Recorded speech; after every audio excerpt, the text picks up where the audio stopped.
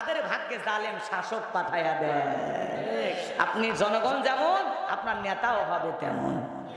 কথা কেন কথা কেন? এইবার বোঝা লাগবে, সামনে গেলে বুঝতে পারবেন বাজান গো আমার।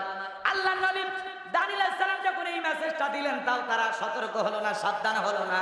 তখন আল্লাহ পাক ওই বনি ইসরাইল উম্মতের উপরে জালেম বাদশা বখতিয়ানসরকে পাঠায় দিল।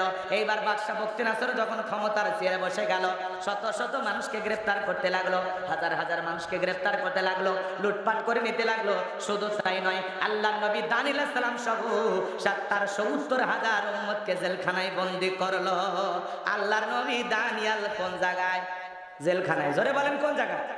নবী যদি জেলখানায় যায়, এই দুনিয়াতে হক্কানি ওলামায়ে কেরাম যারা হবে, তারা মাঝে মাঝে নাইবে রাসূলের, এদিক খেয়াল করে, নাইবে রাসূলের দায়িত্ব পালন করার কারণে মাঝে মাঝে নবীদের সুন্নাত পালন করার জন্য জেলখানায় যাওয়া লাগবে। কিন্তু মনে রাখবেন, চোর ধর্ষক খুনি এরা জেলখানায় গেলে মানুষ ঘৃণা করে, সিসি করে, ওদেরকে ভুলে যায়। কিন্তু কোন আলেম জেলখানায় গেলে তাদের সম্মান মর্যাদা কমে না, তাদের সম্মান মর্যাদা আগের চাইতে আরো বেশি বেড়ে যায়। চিৎকারে মেরে বলেন আল্লাহু আকবার।